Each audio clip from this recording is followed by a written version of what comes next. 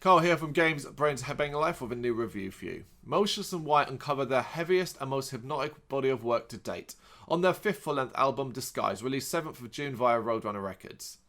A divisive band, Motionless and White command both unrestrained love and incredible levels of hate. Their fans are many, and it's those that are loudest, resulting in a band reaching huge levels of success, even if in some circles it seems undeserved. They're not a band we particularly care about here at Brrraaains A Head-Banging Life. Their brand of metalcore tinged with industrial electronica effects has always come across bland and uninspired. However, we try not to let previous experiences colour our opinion going forward, and we always say that we want to be proved wrong. There is no better feeling than finding quality when we expected next to none. So with that positive mindset, we decided it was worth looking at the fifth album from the phenomenally successful Motionless in White. And it kicks off with the title track, and the metalcore is strong here. And truthfully, it's not great. The problem lies in just how uninteresting it is. Bog standard riffing, predictable breakdowns, a chorus that is so bland and an overuse of electronica effects. The bad start isn't improved on with Headache, in fact it's worse. An irritating track, the Manson style vocals are off-putting, and while the dirty groove and growling vocals when repeating the word shut up are intriguing, it's not enough to save this from being nothing more than a shoulder-shrugging track. At first it seems like Cold was going to be more of the same, as the effects at the start are jarring, but this one sat much more comfortably, thanks in part to vocalist Chris Motionless's clean singing, something that he does really well. In fact, provided he isn't trying to channel Marilyn Manson, he's got a solid set of pipes in him, regardless of if he is snarling or singing.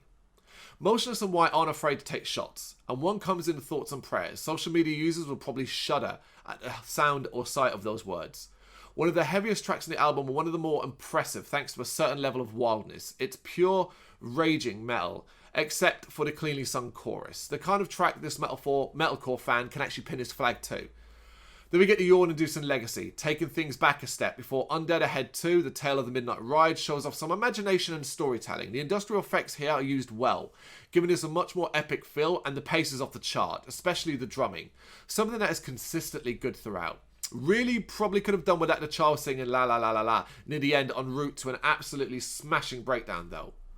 Sticking with the hit and miss story of the album, there's a distinct lack of energy in Holding On to Smoke, and the mellower performance fails to impress. Another Life is disappointingly simply by being bland.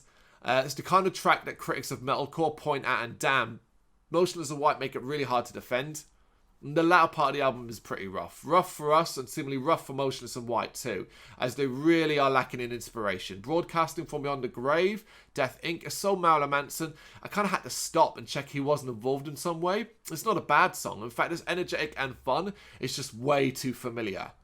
Brand New Numb, the penultimate track, makes a play for being the worst track on the record, and it's so hard to not get frustrated with Motionless and White at this stage. I mean, what the hell are they doing? This is inane rubbish. Heavy on dumb effects and about as exciting as watching paint dry. It's frustrating as they're clearly a talented bunch. You don't get to 5 albums and the huge success they've had without some. And in the first half, there were tracks that were downright good. This one, though, indefensible. Hoping for a positive finale, catharsis is relief as it's a decent closer, catchy, dripping in emotion, and some pretty great vocals. It's a feel-good finish and goes some way into banishing the bad will that had begun to pile up. It's not enough to say this is a great album though, because it's not. I am glad I listened to it though, as I feel like I've got a deeper understanding of Motionless and White now. And while it is ultimately a lackluster effort, it will definitely have mass appeal, and I think will certainly please a lot of fans who have been following them throughout the last 4 albums. It's out on June 7th via Roadrunner Records. Make sure you check it out. Let us know what you think in the comments, please, and hit that like and subscribe button.